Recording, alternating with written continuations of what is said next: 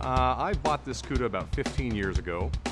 The day that I purchased it, I took it home, pulled it in the garage, took it apart, and stopped. Every time I would come home and walk through the garage, I would see that car sitting there and my heart would just sink. I just figured I'm not gonna get this thing done. It's not gonna happen. He's always wanted to work on his car. It's been sitting in the garage. We've been living at our house since we've been married for 5 years now. And personally, I was tired of it being in the garage in the state it was in.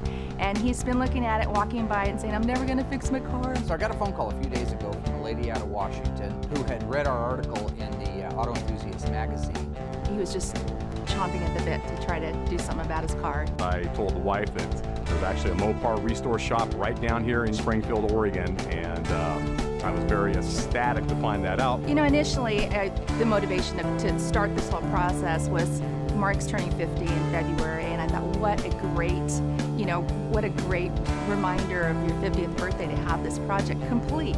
When I came home the next morning or the next evening from work, the wife informed me that she'd contacted Graveyard Carz, and away we went. We scheduled an appointment to come down. We drove down, came and looked at the shop and all the other cars that had been, that work was being done on them, and there was a Roadrunner. Okay, these guys know their stuff. They are very passionate about Mopars, and it was like they eat and breathe Mopars. I'm like, this is perfect. It's absolutely perfect.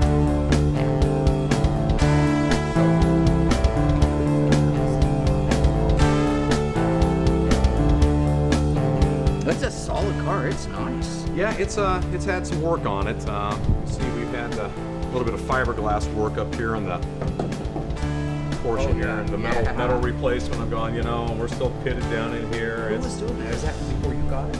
It's when I first got the car. Somebody was recommended to me, and that was the place I had it. I went in there, they had the shotgun sitting. I was so upset. There's a lot of bad guys out in any business. He took his car to a restoration shop. He gave him a great big deposit, and he goes back to pick it up, and they won't let him have it back without paying the balance of something. The only problem was the car had never been touched.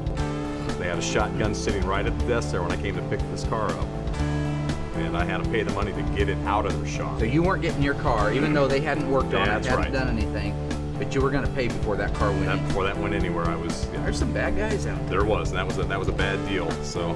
Some really bad guys. Yeah, there's our number, type, which matches. The one right here, right probably. Up on front, correct. Yep. Yeah. All the body numbers match the cowl, the firewall. That was one of the first things when you told me that. I went home and double check those numbers and said, there we go. Okay. This Cuda is going to be just a beautiful car when it's done. It's an original FE5 red with a black top, black interior. It's going to be gorgeous. He's had this car for such a long time, since long before that I met him, and I want to see his expression when he gets in it, drives in it, and then I want to be able to go somewhere with him and enjoy the vehicle and have some